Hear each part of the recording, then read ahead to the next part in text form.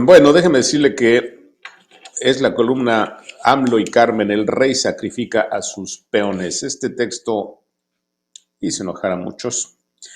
Las interrogantes ya son un clásico en redes y en páginas digitales.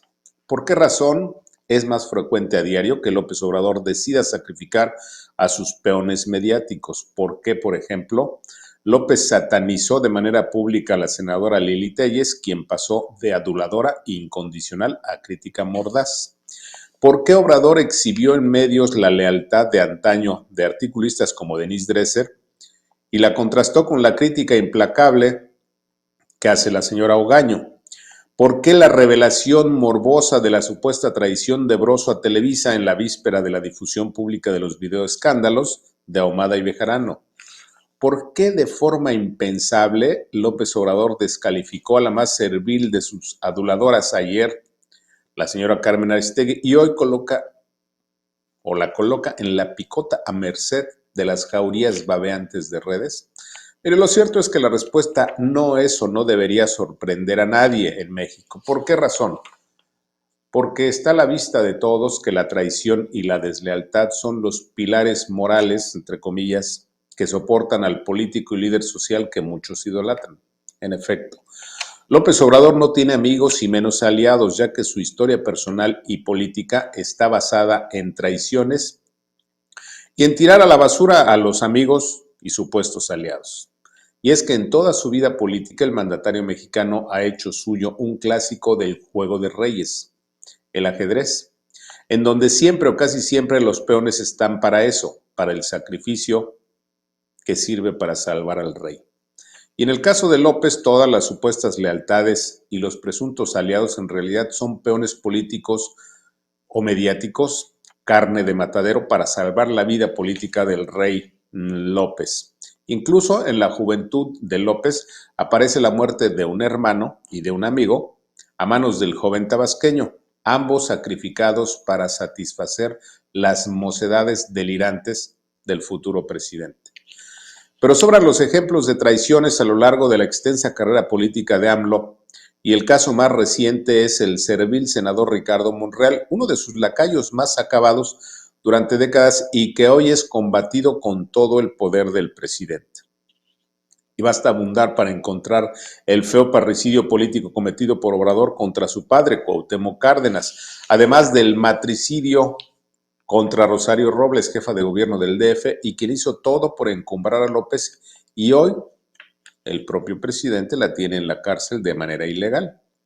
Y un ejemplo extremo es el del expresidente Zedillo, quien ordenó violar la ley electoral de entonces en el DF para convertir a López en candidato a jefe de gobierno. Hoy, Obrador sataniza con frecuencia, un día sí y otro también, a Zedillo sin más explicación que el uso político que le puede significar golpear a un exmandatario.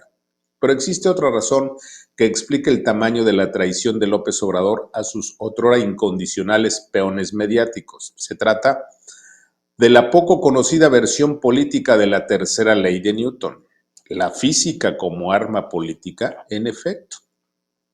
Primero vale recordar la mítica tercera ley de Newton que dice, palabras más, palabras menos, a toda acción corresponde una reacción igual pero en sentido contrario. Traducida a la política, esa ley física dice que a toda acción política corresponde una reacción del poder igual, pero en sentido contrario. ¿Y cuál es la acción política que desencadenó la furiosa reacción de Obrador contra sus peones mediáticos?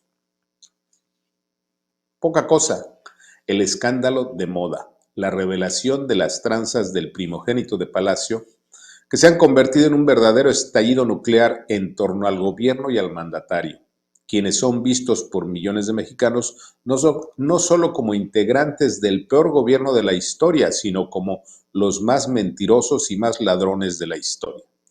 En otras palabras, resulta que el tamaño del escándalo y la magnitud del daño causado a la imagen presidencial entre buena parte de la opinión pública han obligado al Palacio a una reacción también inédita y extrema.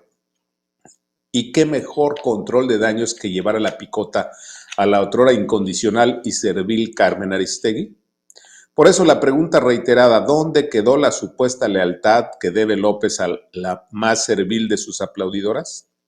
Lo cierto es que aquellos que creen en la lealtad, la bondad o las buenas intenciones de López están en una o más de las siguientes definiciones: ingenuos, bobos o idiotas. Y el tiempo se los ha confirmado todos los días. Al tiempo. ¿Qué le pareció? Vamos a compartirlo, ¿no? Digo. Concepción Villanueva Conchita, le mando un gran abrazo. Gracias por el superchat. Jaime Jordán, gracias Jaime por el superchat. Maestro, estoy al 100 con usted, pero hay que cambiar la táctica. Van 3 años y no pasa nada. Hay que ser sin vergüenza como él. Yo no estoy muy de acuerdo con eso. De hecho, no estoy nada de acuerdo con eso. ¿Sí? Jaime, mire, aprendí hace muchos años de mi padre 2 de las grandes lecciones. La honestidad siempre paga bien y la verdad siempre paga bien. Siempre pagan bien. Entonces, tenemos que ser congruentes, ¿no le parece? Yo creo que no es un asunto de táctica, es un asunto de principios. Ese es mi punto de vista. Omar F., gracias Omar, buenas tardes, que tengan un buen inicio de semana. Claro que sí, que es un gran inicio de semana, sobre todo con este puente que a muchos pues les ayuda a estar cerca de sus casas, ¿no? Bueno, ¿qué más? George X, buenas tardes, don Alemán. López Obrador es un gran irresponsable. Saludos, comunidad de la otra opinión. George, un gran abrazo. Gracias por estar con nosotros. ¿Qué más? Álvaro Guerra Nava, no cambiarán por 2 razones, Master. Por lo que dijo, están coludidos y porque hacerlo es aceptar que fallaron. Claro, es Álvaro, exactamente. Sí, o sea, imagínese que, por ejemplo, López diga, sí, tienen razón, Gatell es un criminal, pues sería aceptar que él mismo es un criminal, ¿no? Es parte de ese juego. Por eso, en mi opinión, tenemos que seguir con la misma actitud de honestidad y de congruencia. Marta Tobar, saludos y muy buena tarde, la comunidad más inteligente y guachicolera que existe. Marta, un gran abrazo. Gracias por estar con nosotros. Héctor Hugo Rodríguez Vega, saludos, buenas tardes, maestro alemán, producción y comunidad chingona.